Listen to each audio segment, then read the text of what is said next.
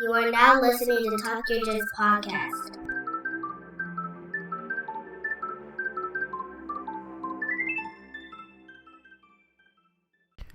Hello and welcome to Talk Your Jits podcast. This podcast is, as the name implies, all about jiu-jitsu. I'm your host, Lamar Smith, and today's guest, who's a black belt who trains and teaches at Total Central Trondheim, located in Trondheim, Norway. Ladies and gentlemen, Jakko Naveri. Hello there. Hello, sir. How are you doing this morning? I'm doing fine. That's How are you? You all good? Man, I'm pretty good, man.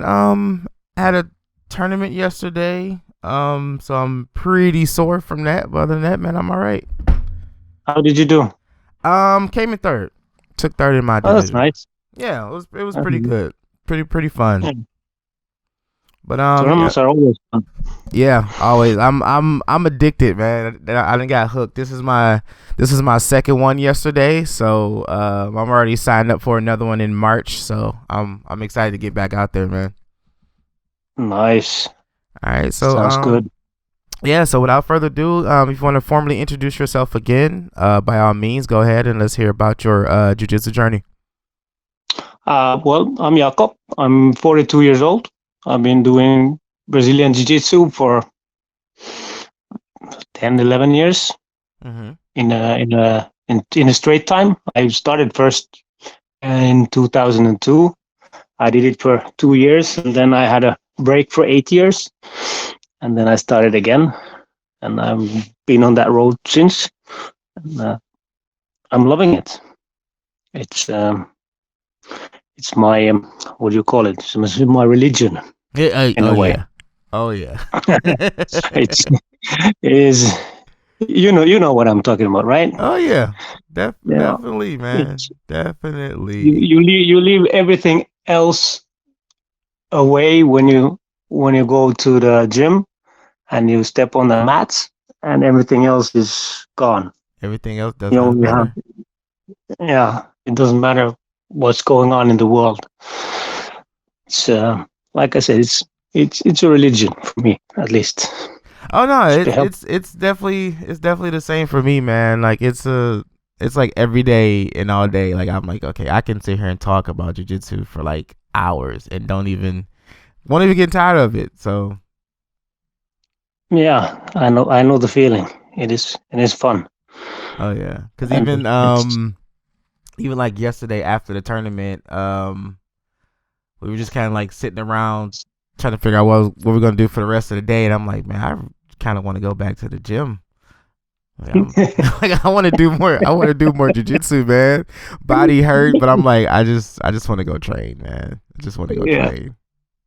Learn from mistakes you did in the tournament, right? Yeah, of course, man. Because you don't know this stuff until like like at the end. Because I went back and watched the videos. I got them posted, but I think I'm gonna post them on my other channels as well. But yeah, man, I just went back and watched some of the stuff that I did and like caught a lot of the mistakes I made. I was like, man, I want to start over and do it again, man, because that didn't go right. But you live and you learn, right? Yeah, exactly. And the best way of learning a jiu-jitsu is to compete.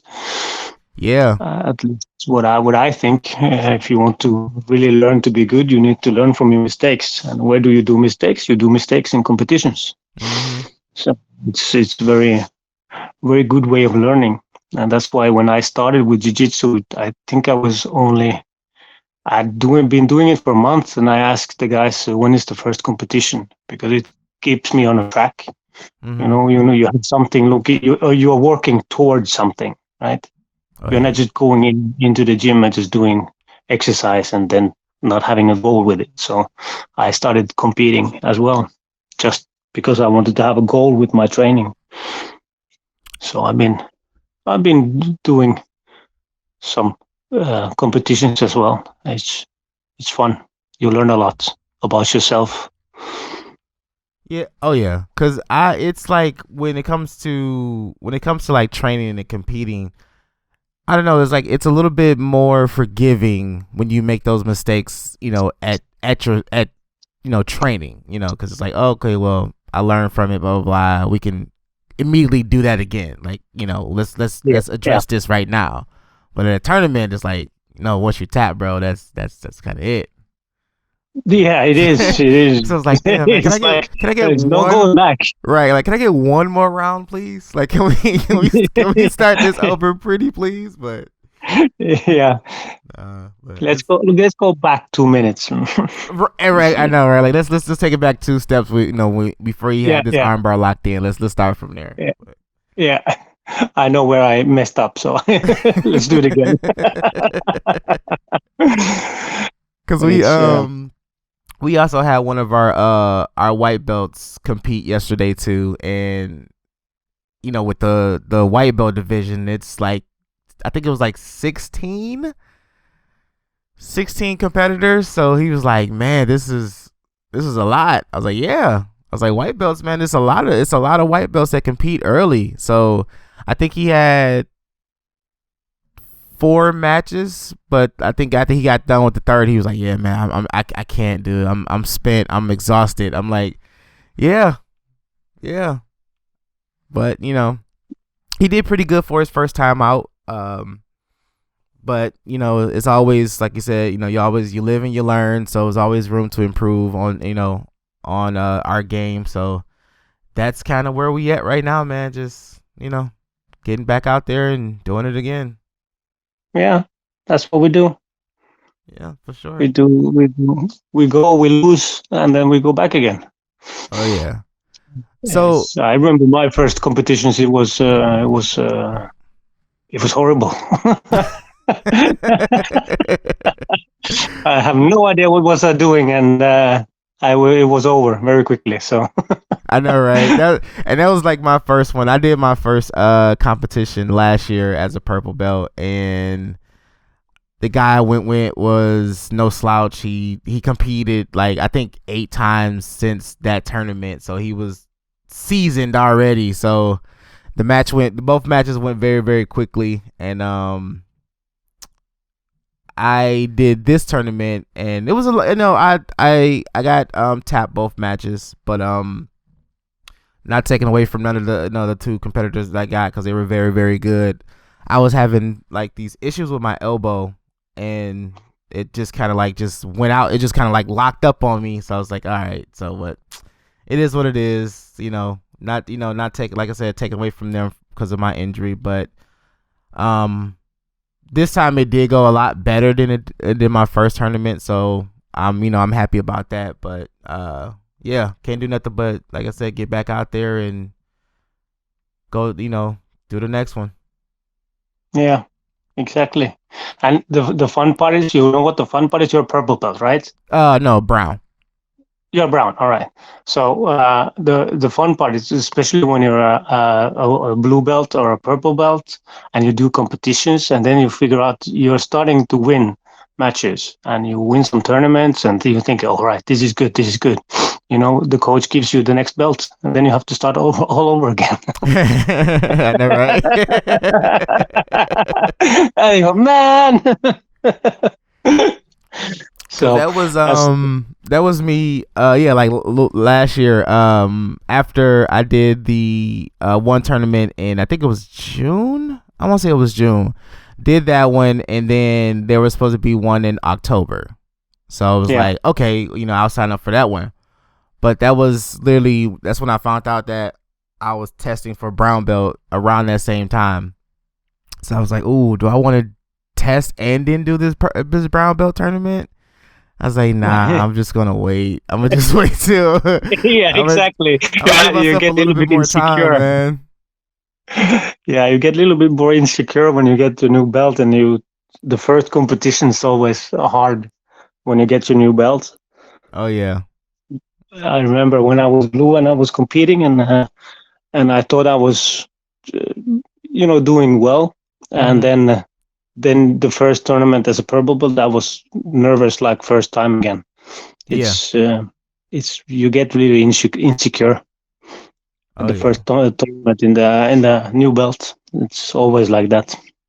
It's crazy because it's not like your game significantly changes that much from that time you get your from your purple belt to brown belt. Like when you get your brown belt, it's like you're not. It's not that much of a difference, but it feels like it because you're like, this is a whole new Yeah, belt. but the biggest difference is in your head. You make Yeah, it. yeah, Yeah, it's a psychological thing. I think you make it a problem, yep. And that was or that, you make and it I sure the hell didn't make it a problem. I was like, man, I don't want to compete as a first a. day brown belt going against a tournament. These guys gonna be training for like X amount of time. I didn't want to do that, but Yeah, exactly. so I wish I would have did it though. I wish I would have did it, but you live Yeah, then you would have had it done. You right, know, the first. Yeah, okay. That was my first tournament as a brown belt, right. and then you can go back and excuse yourself. It was my first day as a brown belt. Right. And I wanted to leave that out. So I was like, you know what? Let's not do it. Let's just wait until we get a little bit of time in, and we did that way. So but Yeah. yeah, I'm excited for this year cuz I told myself I wanted to do at least 5 tournaments this year. So Oh, that's a lot. yeah, But it's, I know, right? but it's good. So did my first one yesterday, and then the next one's in March, and I think the third one's in April. So they're really back to back. So no time to rest. No, but it's good. It's good to have. Then you have always something to train against for. Yeah, of So you course. don't. You have a goal with the training. Mm-hmm. It's not always easy to not have a goal for the training. I had the problem when I moved to Norway. I didn't have the first year. I didn't have a place to train, and then I started to find a place to train, and then came the COVID as well. So it was not that much competition. So Yeah, it was COVID difficult. screwed everybody over, man. Yeah, it did. It did. So do you still compete now? I haven't, as a black belt, I haven't competed yet because Oh, I okay. just got my black belt in the summer. Oh, okay. So, like I said, it's hard to take the first competition. And Right. here in Norway, there are not that many competitions. Mm-hmm. In Finland, there are a lot more, and uh, and you also have the ones that are around the Europe. You have the Europeans in usually in January, Mm-hmm. and it's in Paris, and and then you have the one that I really want to go to one sometime in my lifetime is the Masters World Championships Mm. A lot of in people. Las Vegas.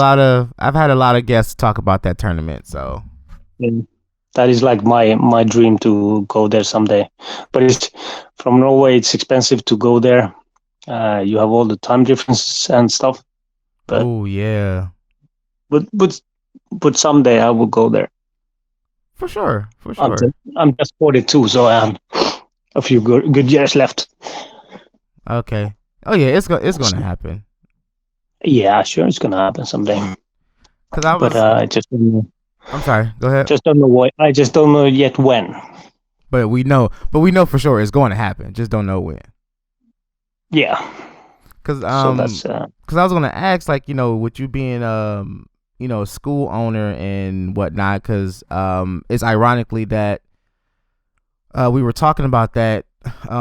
Me and my instructor and a couple other training partners, like cause you rarely see black belts at tournaments like this. So he's like, cause that kind of takes away from them running their school, because a lot of you won't be able to like fully train and get ready for competitions like that if you're trying to run a school at the same time. So a lot of them just kind of just choose the latter, just worry about the school and their students and everything else compete. So because I was going to ask, like, how did you find that time to manage your school and compete? But yeah. That isn't actually it can be some kind of problem. For me, for instance, here in Norway, I don't. The level of my students is not good enough for me to get like the hard rounds in. I have a few bigger guys that I can get the hard rounds with, but they're not that technical yet. So I'm a pretty small guy, so I don't have anyone to train my kind of techniques with. But I have a few big guys that I can go hard with because they're big guys, right? So you can go harder with them. But then again, the school that I was in Finland, they had a lot of black belts, and a lot of them are competing. But then again, they have the not all of them had to concentrate on the school itself. So they had a better time to prepare for competitions. So for right now, it's a little bit tougher for me, but I don't. I think the most important thing is when you get ready for the tournaments is to work on your mindset and your stamina. I think that's the two most important things, because you have all the techniques, right? Yeah, you have all the techniques you're ever going to need to learn. Yeah, so you have them. You just need to have the right kind of mindset and have the stamina to go out the whole 5-minute rounds, which is in Masters. So it's yeah, man, it's taxing. It's all about that. Yeah, it's taxing on you for sure. Yeah. But yeah, that's kind of where I'm at too. Like I'm at that level where I know majority, if not all, the techniques I'm probably ever going to use from here on out doing jiu-jitsu. So it's like just that refinement phase and tighten up mistakes and whatnot, and just working on stamina at this point, because it's crucial. The stamina is crucial. Oh yeah, you need to know when to work and when to rest, and need to work harder than the other guy before you rest. Right. If you understand, right? No, it makes total sense. Yeah, if you have a scramble with the guy, you have to scramble longer than him. Otherwise, he will have the upper hand, and then you will be defending. But you don't want that, so you need to know that you can scramble longer than your opponent, which is usually what does a scramble last? 30 to 45 seconds, right? A good scramble, and then you lock in a position, either a good one or a bad one for you. It doesn't. If you have a bad stamina, you will end up in a bad position, right? Right. So I've been focusing on the stamina a lot because it's very important. Yeah, man. That's kind of been my number one thing on my list after this tournament. Like, gotta work on cardio and stamina. It wasn't as bad, but I don't know. I just felt like after that initial grip fighting and you finally get things to the mat, it's kind of like, oh man, I want this to be over with. Yeah, exactly. It's like you almost get an understanding of why some people just instantly just go and pull guard, but it's like, nah, I don't want to do that. I want to take this fight to the ground, not just go to the ground. But yeah, it's whatever. Yeah, I understand. So you so how long have you had your school? I've been teaching for 2 years now with these guys. Okay. It's not that long yet, but I kind of opening for. I actually went to a gym. It's a kind of weightlifting gym that also did martial arts, and I went in there and asked if they had Brazilian Jiu-Jitsu, and they said no. And I asked if I can be a trainer there, and they said yes. And I picked it up from there. Oh, that's cool. So I wanted to train. I just did it for the love of the game, not for anything else. Yeah, I'm that same way. I'm like, I just want to train, man. I just want to just get out there and be on the mats as much as I possibly can, man. I don't care about money or trying to gain something from it. Like I just want to like you said, just get on the mats and just train as much as I possibly can. Yeah, exactly. And usually the people around you in those in good BJJ schools, they're like awesome, right? Mm-hmm. The people around you, you can tell them anything, you can ask them for anything, and they will always be there to help you Of with course. anything. And that is like that is how do you call it? It's amazing, right? Yeah. Every school that I've been into, the people have always been great. Yeah, I've talked to a lot of people since starting this podcast, and yeah, everyone has been so, so cool, so, helpful, and, just so excited to just, be able to talk about jiu-jitsu. Even the two guys that I competed with yesterday, like after we got the matches done, we like, oh yeah, we exchange information, and we talked for a minute, and they'll be guests on future episodes. So I don't know any other martial art that is so, I guess you could say, welcoming and so, humble of just being around other people who do the same thing that you do. Yeah, I know. I've been. I think the same as well. It's everybody's usually very nice. Yeah, it's pretty dope, man. Because I've been to other schools that's not been as welcoming per se as other schools, but it's not a lot of them that I run into. I think since I started looking for a school 5 years ago, before I landed at where I'm at now, I think it was probably like maybe one or two schools that I've ran into that was kind of like, I don't know about this. Who won? Go. So in these schools you are not sure about or didn't so much in why? What made them a school that you didn't want to go to? The schools that I'm not gonna say their names or anything like that, but when I talked to the instructor, it was very like it was a lot of arrogance coming from a lot of people. They're like, talking like, yeah, our school is the best, we got this, we got that, we do this, we do that, yada yada yada. And which everything, it sounds cool and all, but I was like, well, I'm not really necessarily a competitor.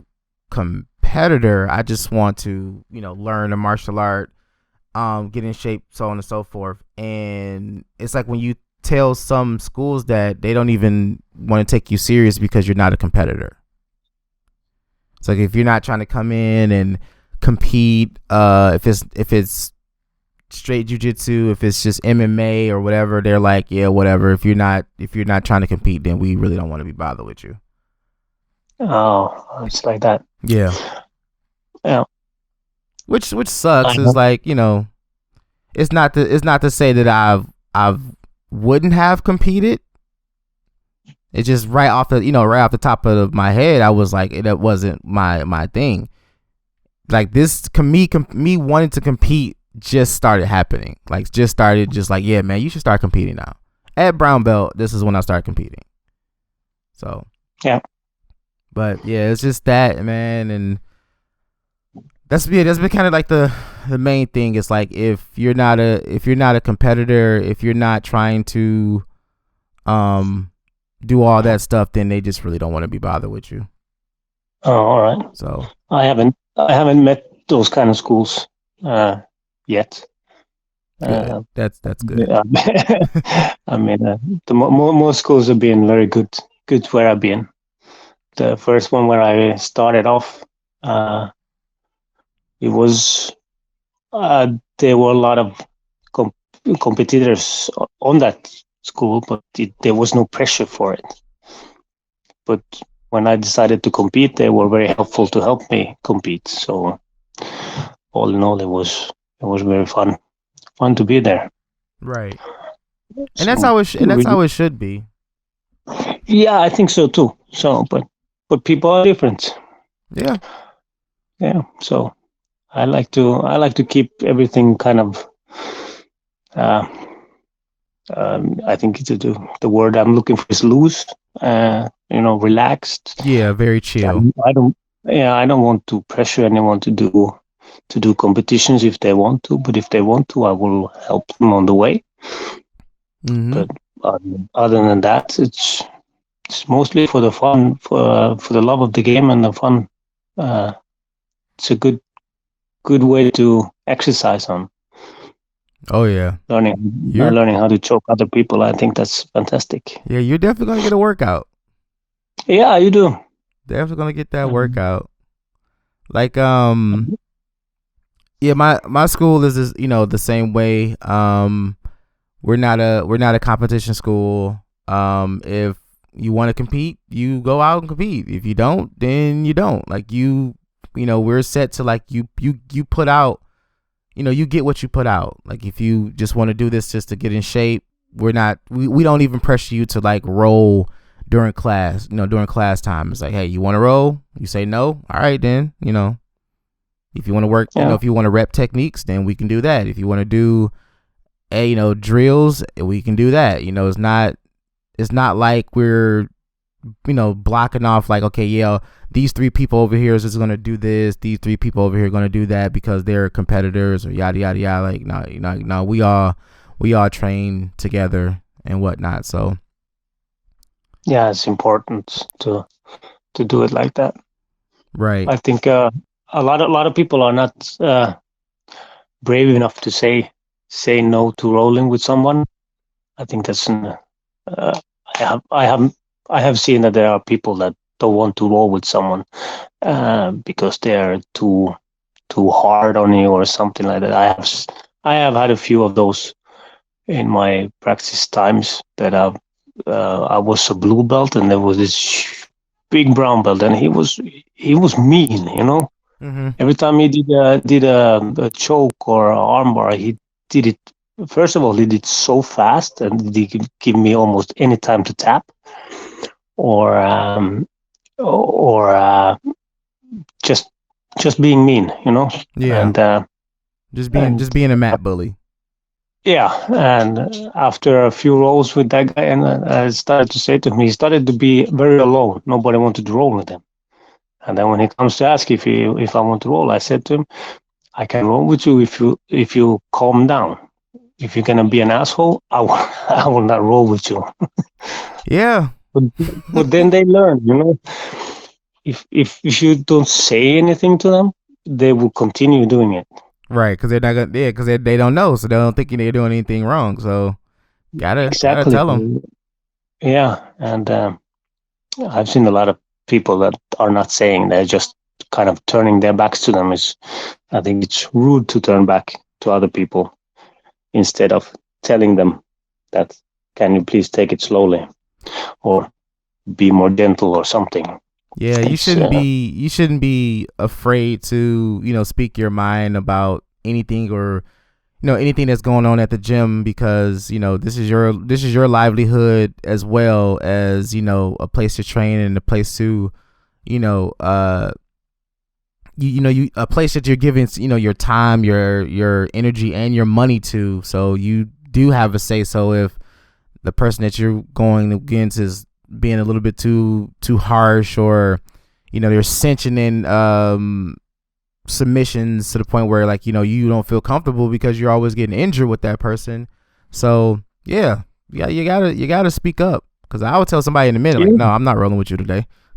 Like, no, like, yeah. like, nope. So do I, but that's mostly because I don't know how to roll light. And if one of the big guys wants to roll with me and I have some kind of injury, I try not to roll with them at all. And I usually tell them that I have an injury or something that I can't, because I don't know how to go light, you know. When I roll, I roll. Right. Yeah. Of course, if there are white belts, of course I don't roll light with them. But when you go hard with the big guys that I can go hard with, I will go hard with them, even if I'm injured. I don't I don't know how to not to. It's Not it's in to a can't slow that yeah. down. No, you can't slow it down, right? They're always used to that. So we're going hard, and you cannot go half speed. Nah. And I'm No. I'm like that too. Like I told myself like, we're gonna work hard leading up to the tournament, and then that week of we're just gonna take it easy.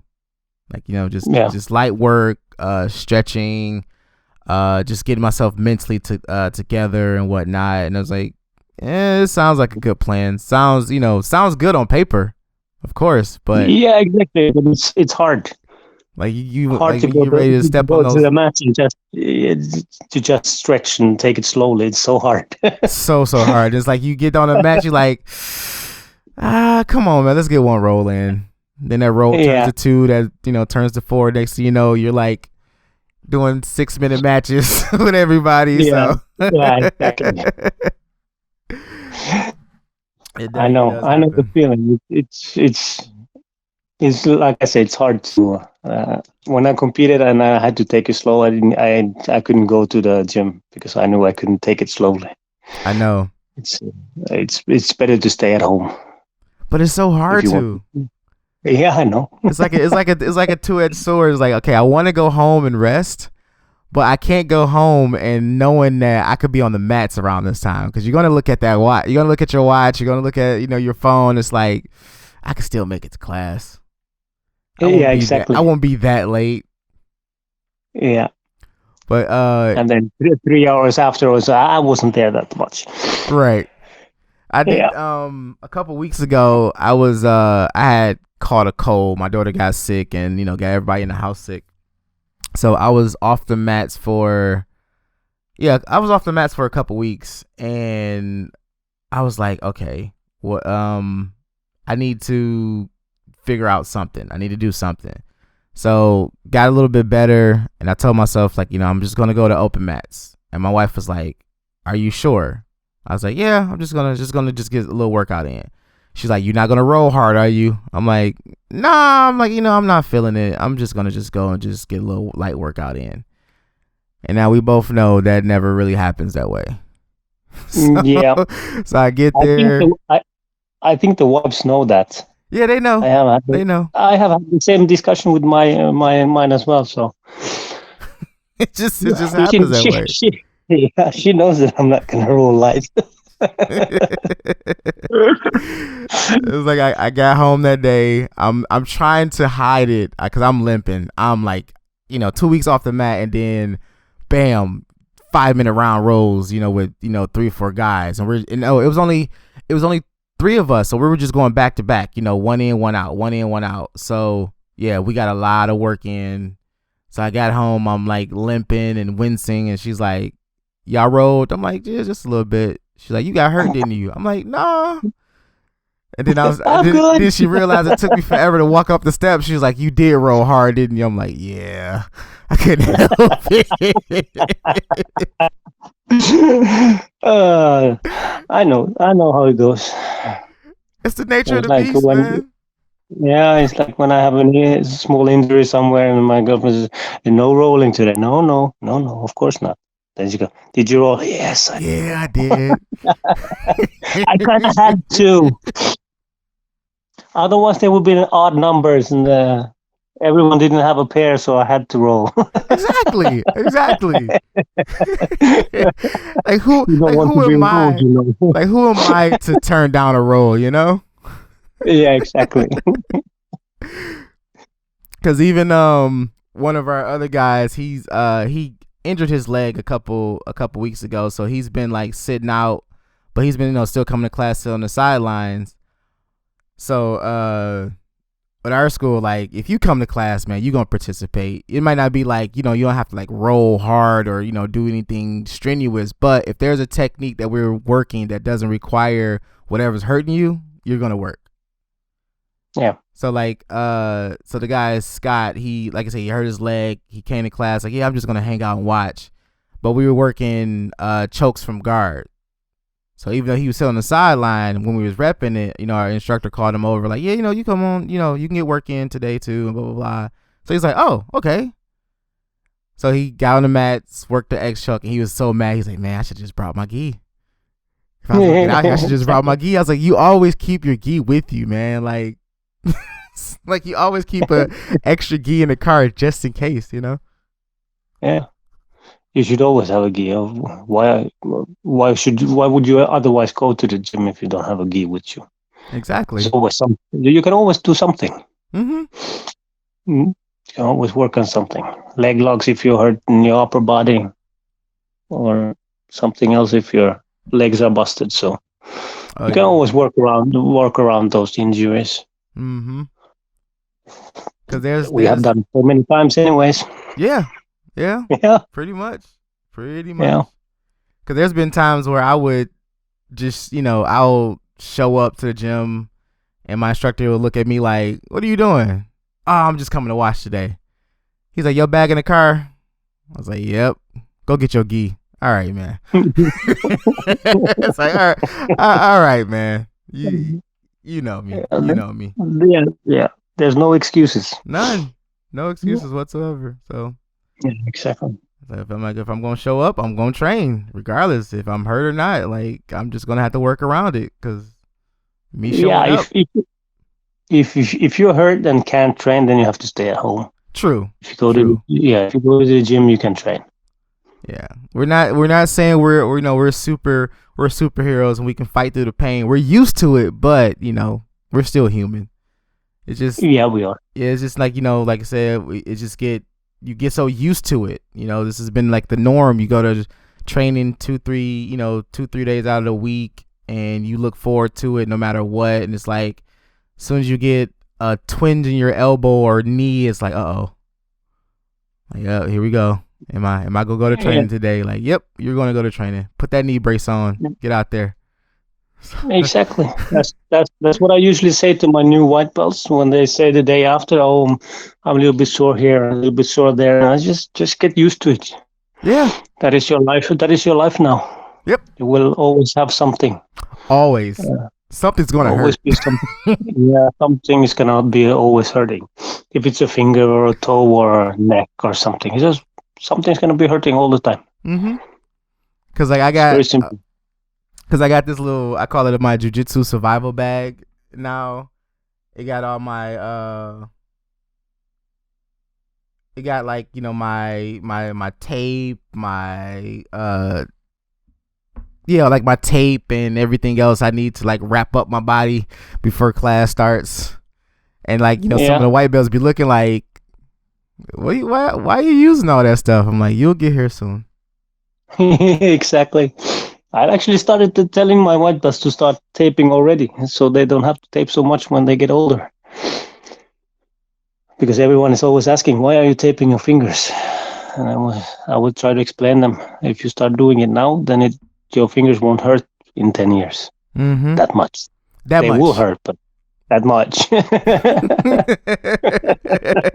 Like it won't hurt as much. Yeah. Oh, yeah. Definitely, man. Definitely.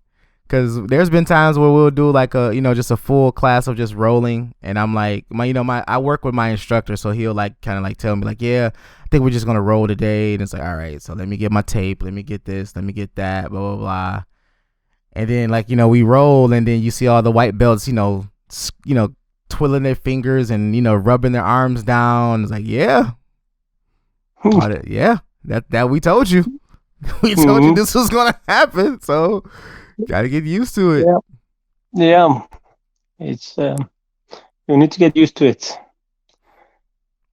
but it's still fun. Even if they always hurt somewhere. I wouldn't change it for the world, man.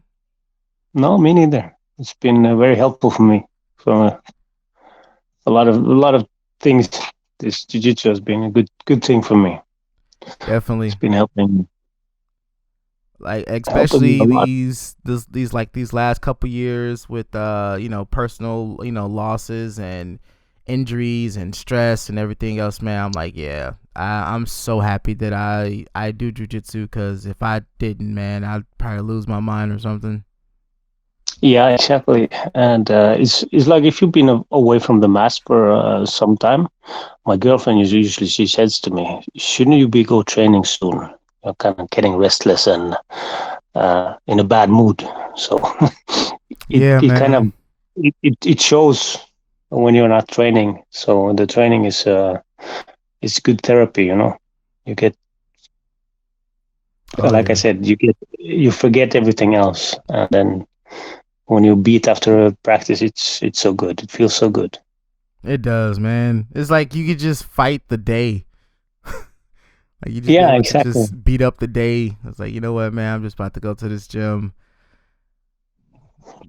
rep and roll like nobody's business, and just like I said, forget about whatever happened that day. Yeah, So and I love it, uh, man. yeah. And after the class, you're so beat up and you're so tired that nothing matters anymore. Nope. You're just happy. Just happy. Just as happy as Yeah, you can be, man. yeah. Like I'm I got choked limping out and 100 times. I'm the happiest I can be. right. Everything Yeah, hurts, your wrist back hurts, your knees are, on fire. Your throat is, scratchy because you've been working chokes all day, but it's like I want that, man. Like give me I'm doing this tomorrow. yeah, Like same time tomorrow, man. yeah. Every time. I mean, Every single time. Every single it's time. so fun. Yeah, definitely, It's man. very fun. But Also, if I have a bad day at work, it helps to know that when I'm going to practice, it helps that one of my bosses is actually training with us. So nice.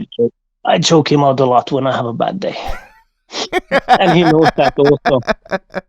He also knows that. Then he just gives me. I ask him, "Do you give me shitty jobs tomorrow?" He says yes, and I choke him out again.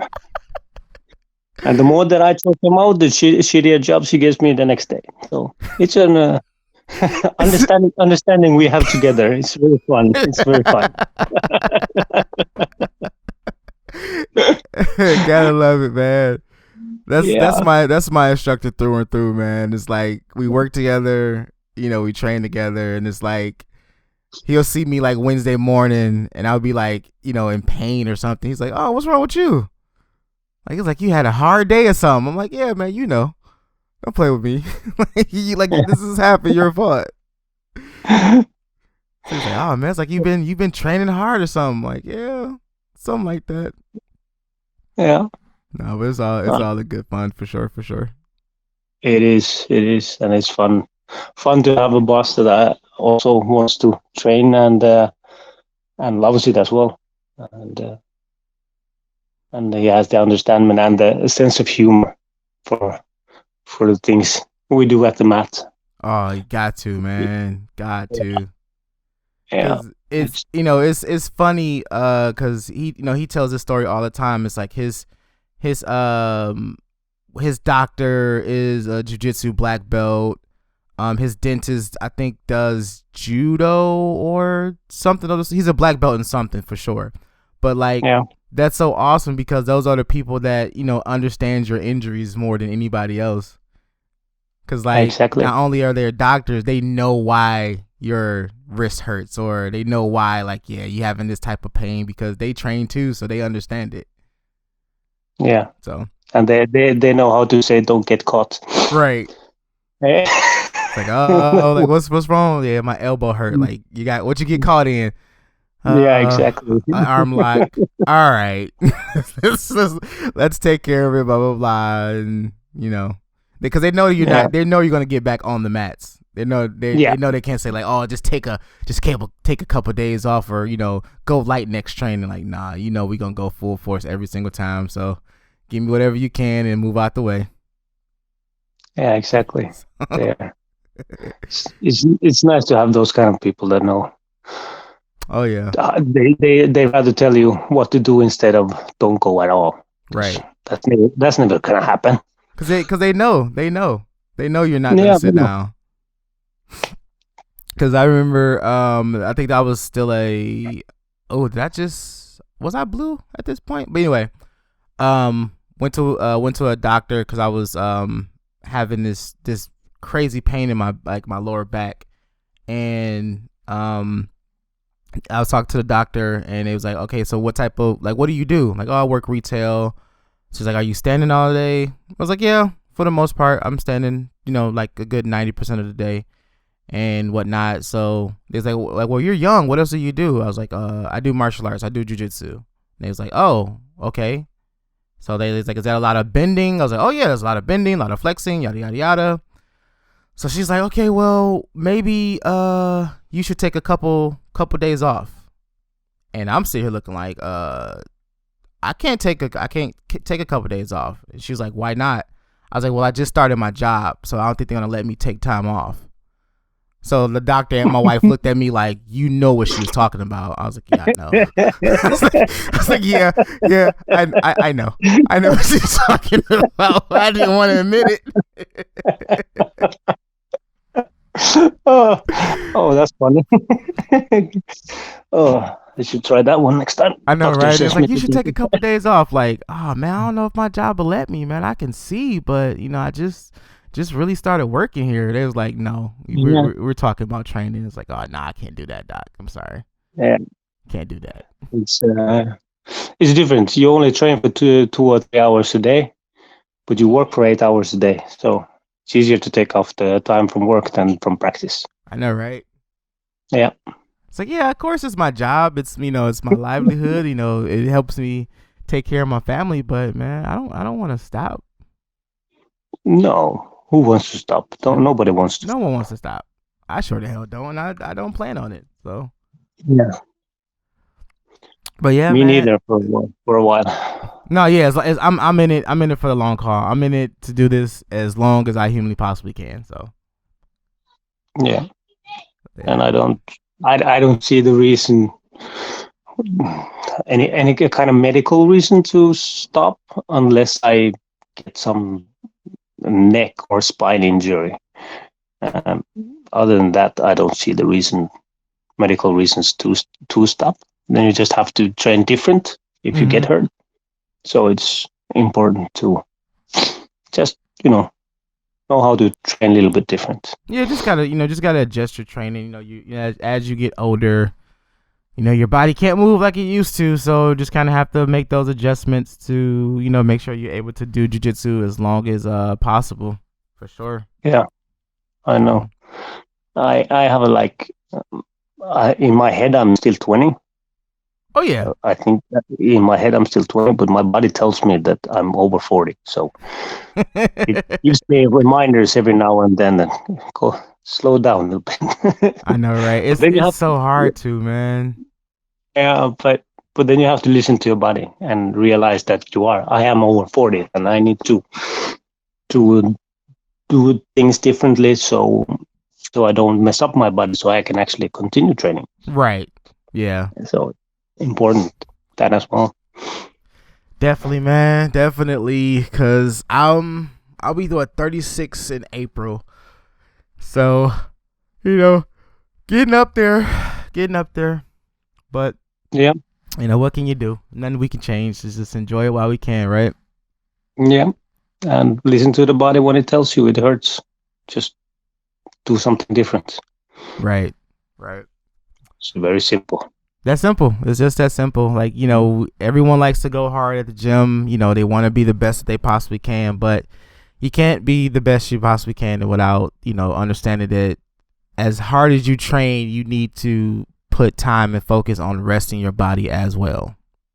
Yeah, exactly. So, as bad as you want to, you mentally be like, yeah, man, I'm ready to go. I'm ready to get out there. I'm ready to, get back at it.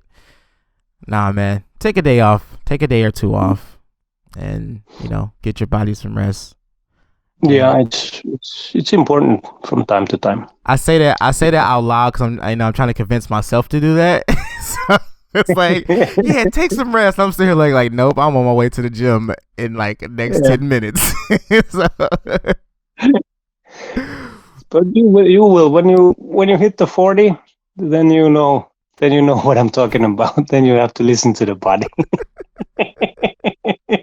Trust me, I know. Oh yeah, man. I'm trying to listen, man. I'm really trying to listen because I fell in love with this sport since since the first time I stepped on the mats, and it's been so beneficial to me outside of, you know, just jiu-jitsu, mentally, physically, emotionally, and, you know, every other, you know, spectrum you could think of has been very, very helpful with. So I'm going to listen to whatever I can to make sure I can do this as long as possible, you know. Yeah, I know. It's especially mentally, this is a good sport. Oh yeah. I think it is really, really good mentally. Yeah. Well, at least for me, it's been mentally very good. Yeah, I'm a huge advocate for it, man. I'm like, you know, I see friends of mine, you know, they talking on Facebook, you know, just how stressed they are and blah blah blah. I'm like, dude, just come train with me, man. Yeah. Like, just come train, you know, just get out the house, just get away from whatever is just like, you know, bothering you, and just come get some of that energy out, man. Like, I promise you, it feels so much better after. Just give me an hour. Just give me an hour of your day, and I bet you'll feel so much better by the end of it. Yeah. So I know. Yeah, I know how it is. It's very, very good to have the training hours when you go and train, and you just don't think anything else but your training. So it's really good. Oh yeah. But yeah, if you got any questions for me, you know, by all means, you know, you can ask them. You know, if you got anything coming up for your school or for your students or for yourself, you know, I'll definitely love you to shout them out, shout your school out, and yeah, man, the floor is still yours. Yeah, I don't have that much. We just moved to a new venue from the old place to a newer place, so it's we're going to a little bit bigger place to train. So we're starting off on Tuesday at the new place, so it's going to be exciting to start on the new place. So, but other than that, I don't have that much. Gotcha. Well, I do wish you all the best with the new school, man. I would love to you know, keep in touch with you for sure, and you know, to hear about how everything is going, man. So we'll definitely link up, you know, a little later down the line and have you back on the show to talk, man. Yeah, sure. It's very nice to be talking to you. So anytime. Yes, sir. Thank you, man. So yeah, that's the end of today's episode. I would like to thank my guest again, Jakko, for coming on the show and sharing some of his tales and experiences with us. I really hope you guys took away from that. Please go and follow our Facebook and Instagram pages to stay up to date on all future episodes. This has been Talk Your Jits podcast. Keep rolling, keep grinding, and remember, long live Jiu-Jitsu. Have a great day.